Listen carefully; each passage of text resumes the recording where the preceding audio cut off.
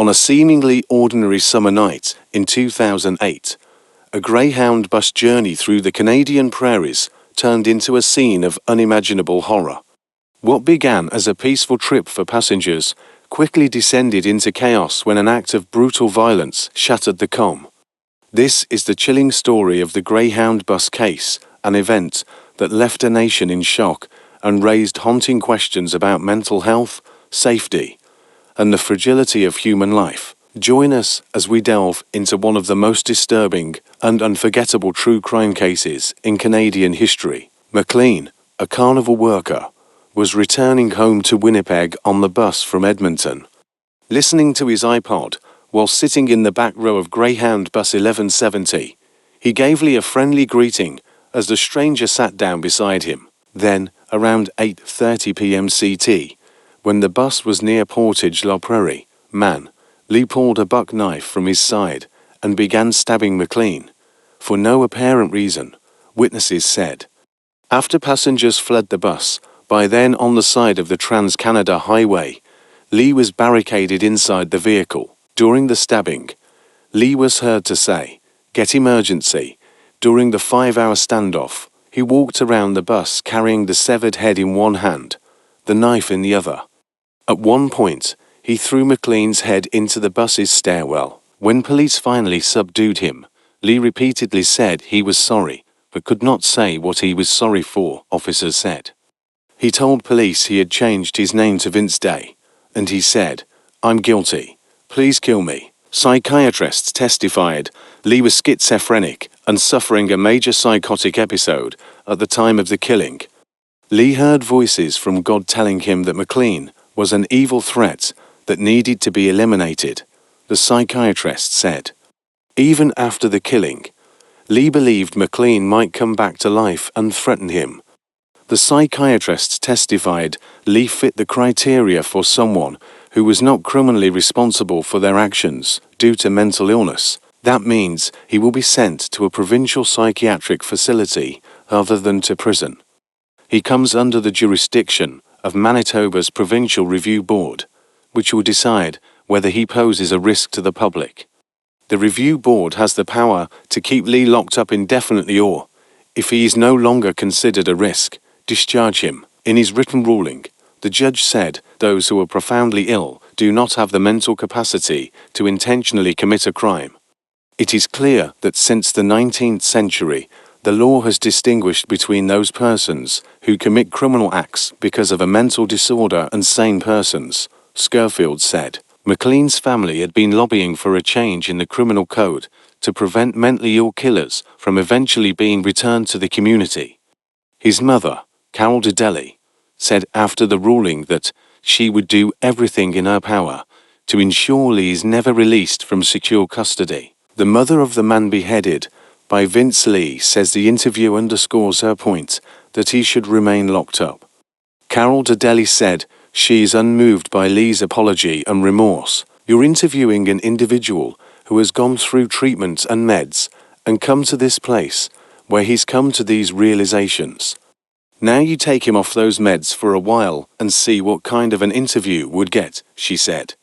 "How's he going to cope then?" At the same time, Dedeli said she's trying to forgive her son's killer.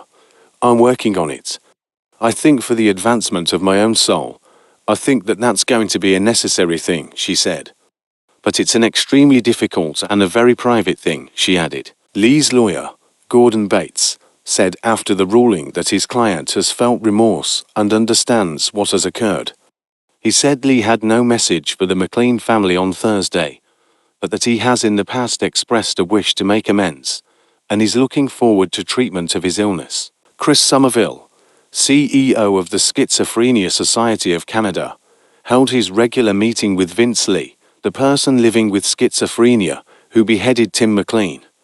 He had been visiting Lee on an average of once every 2 months since his remand to Selkirk Mental Health Centre for 4 years. He had decided that Mr. Lee's story needs to be told, to add a human touch to a horrible tragedy. What we have here are 2 victims and 2 families who are victims of untreated, uncontrolled psychosis. Before he did the interview regarding the Greyhound bus tragedy, he always asked himself, What if it had been his 25-year-old daughter? His sympathy to Ms. Dedele, Tim McLean's mom, and her family are real. And yet, he also asked, what if it had been his son who had killed Tim McLean in such a ghastly and grotesque fashion? He hoped that such self-questioning softens his response to the many questions he had been asked about his personal and professional knowledge of Mr. Lee. There are no easy answers to the many faceted questions that bombard both families and the media. However, he thinks the media has been more favorable to the McLean family, probably because public sentiment is on their side, and we as a country have entered a period of tough on crime with little attention paid to restorative justice, rehabilitation, recovery and redemption, or the influence and role of mental illness in this particular most unfortunate incident. What follows is the result of an edited interview that took place at Selkirk Mental Health Centre to Mr. Lee, and he had enjoyed a Chinese meal that he had brought to him. Mr. Lee was soft-spoken, using simple English as English is not his first language. His answers were rather direct and succinct, revealing a person who has given much contemplation to this tragedy and his guilt. The formal interview, which lasted about 45 minutes, is as follows. Tell me about your background. I am 44 years old and grew up in northeastern China in the province of Liaoning. My mother and father are still living. I have an older brother who is a businessman and a younger sister who is a secretary. They know about the Greyhounds bus situation, but my mother and father do not. Do you have a spirituality? I believe in Jesus Christ. He is my savior. I try to follow God. When did you begin to experience schizophrenia? In 2004. I didn't know what it was. I now know what it is. I began to hear voices that normal people do not hear. I thought I heard the voice of God telling me to write down my journey. The voice told me that I was the third story of the Bible. That I was like the second coming of Jesus. I was to save people from a space alien attack. That is why I traveled around the country. I am not sure of all the places I went to. I now know that it was schizophrenia I was suffering from. Why did you do what you did on the bus? I bought a knife at Canadian Tire. I bought it for any emergency for the journey to protect myself from the aliens. I was really scared. I remember cutting off his head. I believed he was an alien. The voices told me to kill him. That he would kill me or others. I do not believe this now. It was totally wrong. It was my fault. I sinned. But it was the schizophrenia. What else do you remember about the incident? I try to forget it. I try to stay busy here. It is painful to think about. How do you feel about what happened? I feel nervous. I feel painful. I am embarrassed. It was wrong. Do you understand why people are scared of you? Yes. I don't think I will ever do it again. I didn't know at that time I had schizophrenia. Now I do. What would you say to Ms. Dedele and Tim McLean's family? I am really sorry for what I did. If I could talk to her directly, I would do anything for their family. I would ask forgiveness, but I know it would be hard to accept. How has the time been at Selkirk Mental Health Centre? I know that I suffer from schizophrenia. The treatment team gives me a chance to recover, to be normal. I am glad to be taking the medication. Do you think you are getting better? Yes. My thinking is becoming normal. I don't think weird things. I take my medication, olanzapine, every day.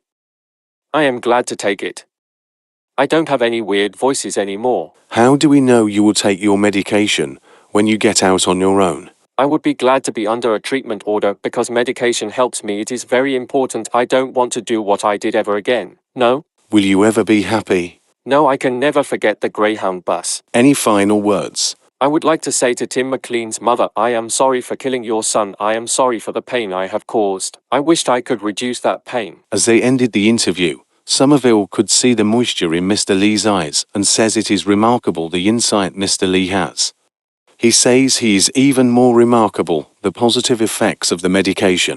Up to 25% of people who will have a psychotic break with reality will never experience another psychotic episode. Up to 65% will experience a degree of recovery in order to live a meaning life. 10% will take their life by suicide due to the losses associated with schizophrenia. Schizophrenia is treatable. Recovery is possible.